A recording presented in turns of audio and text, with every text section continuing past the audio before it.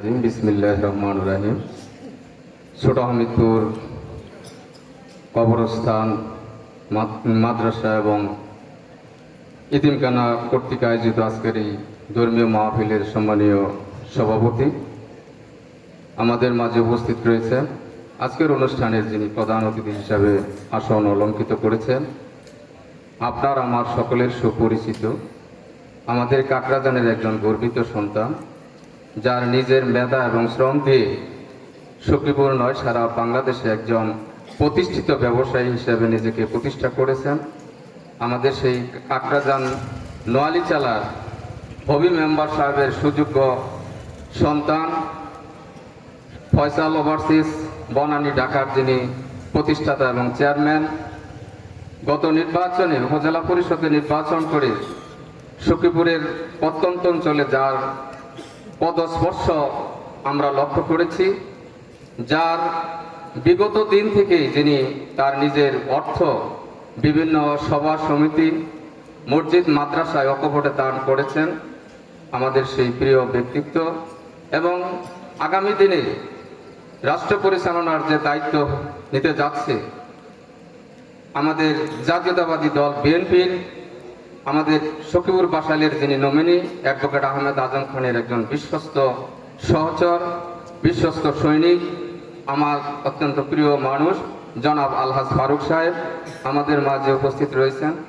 ইনি কিছুক্ষণ পরে আমাদের মাঝে বক্তব্য সুললিত কণ্ঠে উনি ওয়াজ ফরমাইবেন এবং সকল স্তরের মুসলিয়ান ভাইয়েরা সকলের প্রতি এবং মা এবং বোনেরা সকলের প্রতি সালাম, আসসালামু আলাইকুম। আসলে ধর্মীয় সভা, এই সভাটা সুন্দর করে আয়োজন করেছেন।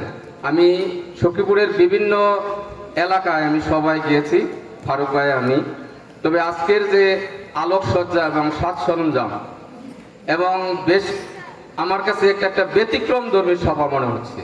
যদিও লোক সংখ্যা আজকে কম, আমার মনে হয় যারা আছেন আপনারা আল্লাহওয়ালা এবং আপনারা জানেন যে যাদের এই সুন্নতি দাড়ি এবং টুপি আছে, এটা বিগত সরকার দেখলেই যাদেরকে জঙ্গি নামে উপাধি দিয়ে জেলখানায় ঢুকাইতো, সেই দুর্বিষহ যন্ত্রণা থেকে আজকে মুক্ত হয়ে আপনারা বসেছেন।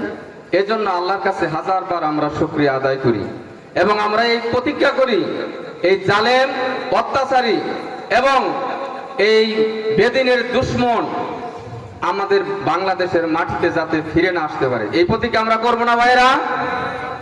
আমরা আশা করি এই প্রতিজ্ঞা করে, আর আপনাদের মাঝে যিনি প্রধান অতিথি আপনাদের সন্তান, আমি মহানন্দপুরের সন্তান, সেও নোয়ালিচালার সন্তান, একে আপনারা কি আপনাদের পাশে চান? ফারুক ভাই যদি আপনাদের পাশে থাকে, আমি বলি আগামী দিনে আমাদের দল যদি ক্ষমতায় যায়, অ্যাডভোকেট আহমেদ আজম খান যদি এইখানে এমপি নির্বাচিত করেন, আপনারা দানের শীষ প্রতীক দিয়ে আপনাদের উন্নয়নের জন্য কারো কাছে যাইতে হবে না, আলহাজ ফারুক হোসেন আহমেদ আজম খান দিয়ে এই মাদ্রাসা মসজিদ এবং রাস্তাঘাটের উন্নয়ন করব।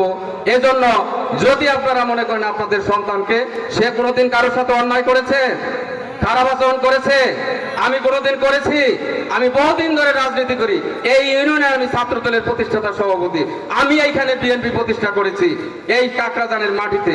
সেই জন্য আমি বলি, আমি যতবার পাওয়ার পাইছিলাম 1991 সাল থেকে 95 সাল পর্যন্ত, 2001 থেকে 2006 পর্যন্ত আমি একজন বড় মাপের নেতা ছিলাম, কিন্তু আমি কোনোদিন একটি মানুষের নামে মামলা দিয়েছি, একটি মানুষের ধমক দিয়েছি, একটি মানুষের নামে দরবার করেছি, এরকম রেকর্ড যদি করতে পারেন আমি জীবনে রাজনীতি করব না।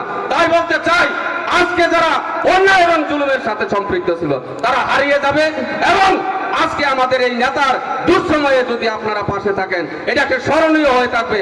আমি আশা করি এই ফারুকের হাতকে শক্তিশালী করার জন্য, আমার হাতকে শক্তিশালী করার জন্য এটা আপনারা যদি একটুবার সহযোগিতা করেন, আপনাদেরকে একটি মডেল কাকরাজান উপহার দেব।